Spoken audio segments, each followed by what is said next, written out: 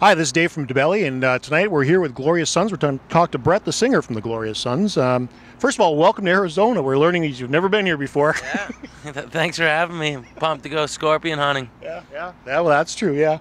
Well, congratulations on the new record, The Union. I'm eager to learn a little bit about it. I know it's been out for a couple of months, but yeah, tell me about it. It's been out since September, and it's doing pretty well in Canada. We spent, the better part of 6 months working on it.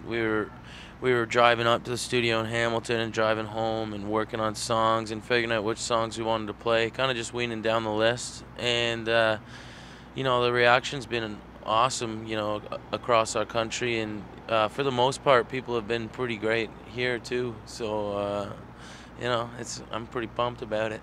It's the first tour of America? Yeah, first ever. This is our 8th show tonight, 8th show in America. So...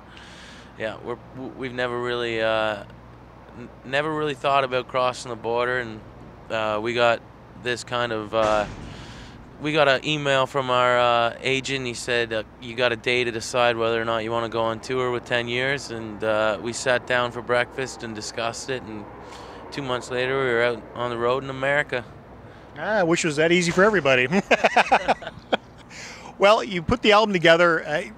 As I understand it, and I've read a little bit about this preparing for the interview, you guys got signed in kind of an unusual way. You had an EP out and you signed up with a radio station and ended up with a couple songs on the air, and next thing you know, you're the most played in Canadian radio. Tell me a little bit about that.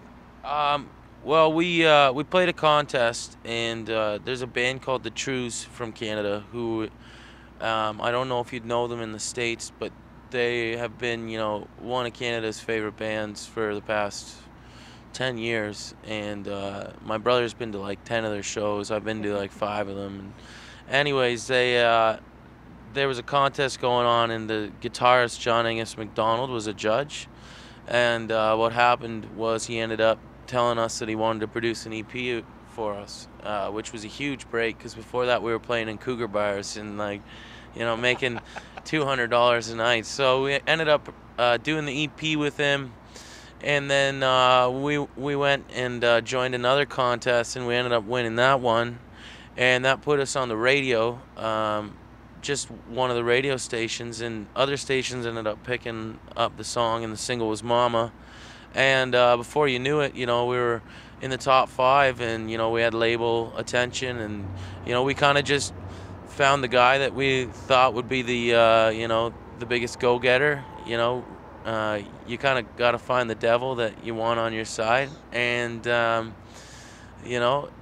after that we haven't looked back. He's done an amazing job, Black Box, and we've been super pumped. We're free to do what we want, and just the greatest people. So it's been a great ride so far. So one of the 3 songs that you released in Canada is now your single here in America, Heavy. Tell me about the song.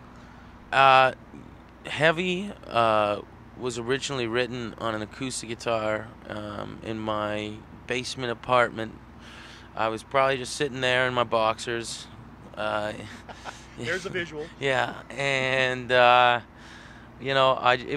it started out as kind of a sadder feel, like instead of like the screaming, come have you or don't come at all. It started with, kind of more of a relaxed, sad air about it. And, when we put it to the band, we kind of tried to mix that in, but also put some aggressiveness in it. And what you got is basically a fighting song, about a man who's been double-crossed by a friend of his. And it doesn't necessarily end very well for everybody in the song. No. Yeah, you end up killing a few people in the video. That's all cool, though. Hey, videos these days, that's kind of tame. Yeah, it is. Actually, I was supposed to die in the video. That video kind of got screwed up. We didn't have the angle to make me die. And we'd already spent a whole bunch of money on it. But I had this master plan, and everybody in the band was supposed to get killed. And it ended up being only 4 out of the 5 members got killed, and I looked like the asshole with the gun in my hand after the fight. Well, someone's got to put out an album too, right? So come on. Yeah. So your music is very straight rock and roll, seat of the pants, kind of an honest feel for everything. It's I think I read you're calling it the working man's music, and it's very true. It comes from the heartland and it comes from the heart. It's interesting today that with so much aggression in the music, that your album is getting as much traction as it is, and I think it speaks volumes as far as what people are looking for and what they really want to hear. I agree. Ever since we started this thing, we thought that there was, at least a small group of people that weren't being heard and weren't hearing what they wanted to hear. And I've always been a firm believer in honest music and music that makes you think. And we just kind of got 5 guys who love rock and roll and who love to sing and love to drink. And when you got the chemistry that we have, it's fun to get into the jam room and play rock. And we don't really want to have a whole bunch of effects or we don't want to be a metal band. We just want to play rock and roll that people can listen to and relate with. And I think that's going to come back around. It's just a matter of when. Well, yeah, of course. I think music has always been secular, and certainly maybe you're the start, right? Maybe you are the start coming back around. It's interesting. So I also read something that was, I have to admit, it was disturbing to me. What's this about American beer sucking? What is going on with you people? Well, I feel like there's been a constant rivalry between our countries with beer drinking. It's not hockey? No. You guys, you're okay at hockey. You guys are, but you still have the NFL, so we can't really say much because that's my favorite sport actually, is American football.